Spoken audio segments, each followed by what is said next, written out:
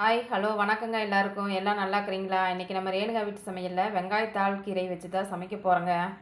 அது என்ன சமைக்கிறேன்னு பார்க்குறதுக்கு முன்னாடி எல்லாம் சேனலை சப்ஸ்கிரைப் பண்ணிவிட்டு தொடர்ந்து பாருங்கள். இன்றைக்கி நம்ம வெங்காயத்தாளை வச்சு சட்னி தாங்க செய்ய போகிறோம். நான் பெரிய நல்லா கழுவி க்ளீன் பண்ணி இந்த மண்ணெல்லாம் போக இந்த ஒவ்வொரு இதுக்குள்ளேயும் மண் இருக்குங்க. அதையெல்லாம் கழுவி சுத்தமாக க்ளீன் பண்ணி எடுத்து வச்சுருக்குறேங்க. இதை பொடுசாக நம்ம கட் பண்ணிவிட்டு எப்படி சட்னி அரைக்கிறதுன்னு பார்க்கலாங்க.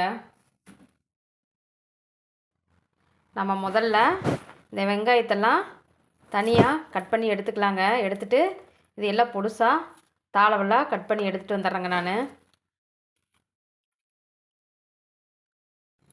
பாருங்கள், இப்போ இதை நான் கட் பண்ணி எடுத்துகிட்டு வந்துட்டேங்க. வெங்காயத்தாள் தனியாக கட் பண்ணி எடுத்து வந்தாச்சுங்க. இதை வச்சு இப்போ நம்ம எப்படி வதக்கி சட்னி அரைக்கலான்னு பார்க்கலாங்க. பாருங்கள், வாழை காஞ்சிருச்சுங்க. தேவையான அளவு நம்ம எண்ணெய் சேர்த்திக்கலாங்க. எண்ணெய் சேர்த்திட்டு எண்ணெய் காஞ்சதை நம்ம இது கூட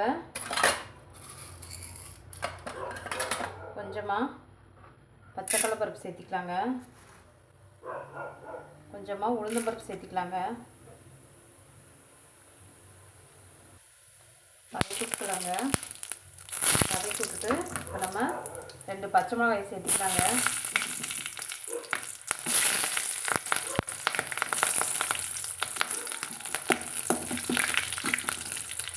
கருவேப்பிலை சேர்த்துக்கலாங்க. சேர்த்திட்டு இப்போ நம்ம அந்த வெட்டி வச்சுக்கிற வெங்காயத்தை கூட சேர்த்துக்கலாங்க.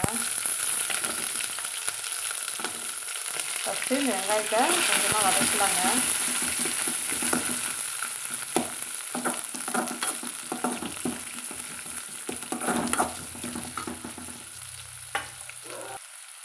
இப்போ எண்ணெய்க்குள்ளே நம்ம சீரகம் போடாமல் இந்த ஸ்டேஜில் நான் ஒரு சிட்டிக்கு அளவு சீரகம் சேர்த்திக்கிறேங்க. எண்ணெயில் பருப்பு வதக்கிறப்ப போடக்கூடாதுங்க. வெங்காயம் போட்ட முன்னாடி போடணுங்க. ஏன்னா அது ரொம்ப பொரியக்கூடாதுங்க. ஓரளவுக்கு பொரிஞ்சால் தான் அதோட மனமும் டேஸ்ட்டும் நல்லா இருக்குங்க. ரொம்ப பொரிஞ்சுன்னா வேறு மாதிரி மனம் அடிக்குங்க. இப்போ இந்த ஸ்டேஜில் வெங்காயம் போட்ட முன்னாடி சேர்த்துறோன்னா அதிகமாக பொரியாதுங்க, ஈரப்பதம் இருக்கிறனால. இது கொஞ்சமாக வதக்கி விட்டுட்டு நம்ம கொஞ்சமாக தேங்காய் துருவல் நான் சேர்த்திக்கிறேங்க. ஒரு 2 ஸ்பூன் அளவுக்கு தேங்காய் துருவல் எடுத்து வச்சுக்கிறேங்க. அதையும் சேர்த்தி இது கூட வதக்கலாங்க.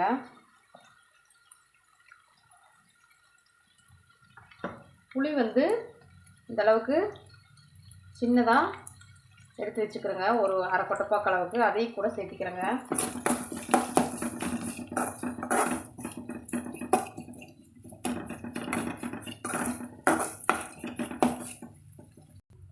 இப்போ ஓரளவுக்கு நம்மளுக்கு தேங்காய் வதங்கி வந்துருச்சுங்க. இப்போ நம்ம வெங்காயத்தால் கூட சேர்த்தி வதக்கலாங்க.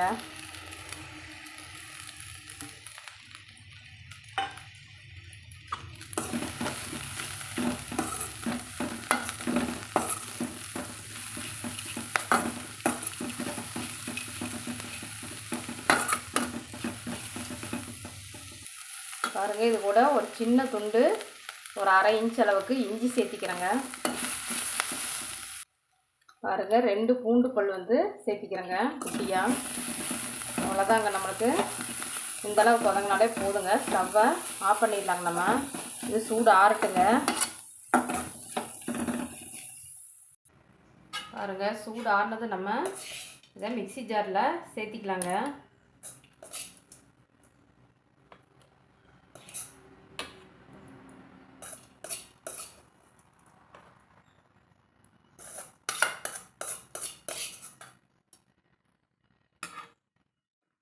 பாருங்கள், இது கூட தேவையான அளவு நம்ம உப்பு சேர்த்திக்கலாங்க. நான் கல் உப்பு தாங்க ஒரு 1/2 ஸ்பூன் அளவுக்கு சேர்த்திக்கிறேங்க. பத்தலைன்னா திருப்பி சேர்த்திக்கலாங்க. பாருங்கள், சட்னி அரைச்சி எடுத்து வந்தாச்சுங்க. இது நம்ம இப்போ ஒரு பவுலில் மாற்றிக்கலாங்க.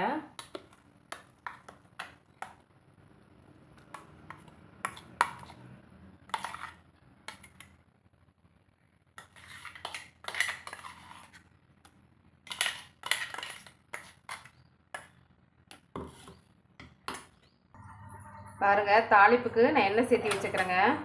இது கூட கடுகு, கடலைப்பருப்பு, உளுந்த பருப்புங்க, ஒரு வரமிளகாய்ங்க,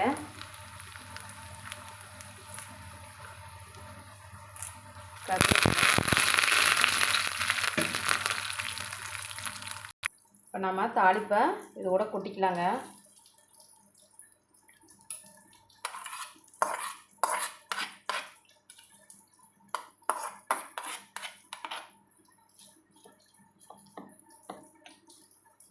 பாருங்கள், வெங்காயத்தாள் சட்னி நம்மளுக்கு ரெடி ஆயிடுச்சுங்க. இதில் வைட்டமின் B12 இருக்குங்க, கால்சியம் அதிகமாக இருக்குதுங்க, கந்தகச்சத்து இருக்குதுங்க. இது வந்து நம்ம உடம்புல இருக்கிற கெட்ட கொலஸ்ட்ராலை வந்து நீக்குங்க.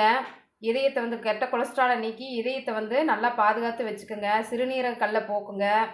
அப்புறம் வந்து நம்ம உடம்புல இருக்கிற புற்றுநோய் கிருமிகளையும் அழிக்குங்க. இதில் ஏகப்பட்ட நோய்களை தீர்க்கக்கூடிய சத்து மிகுந்து இருக்குதுங்க இதில். அதனால் இதை நம்ம இனிமேல் வந்து அலட்சியமாக வெங்காயத்தாள் வந்து இது பண்ணாமல் கிடைச்சுன்னா நம்ம கிடைக்கிறப்ப வந்து கிடைக்கிற சீசனில் நம்ம வாங்கி யூஸ் பண்ணி பயனடையலாங்க. நீங்களும் இதே மாதிரி வீட்டில் செஞ்சு பார்த்துட்டு எப்படி இருந்துச்சுன்னு சொல்லுங்கள். நன்றிங்க. சப்ஸ்கிரைப் பண்ணுங்கள், ஷேர் பண்ணுங்கள், கமெண்ட் பண்ணுங்கள்.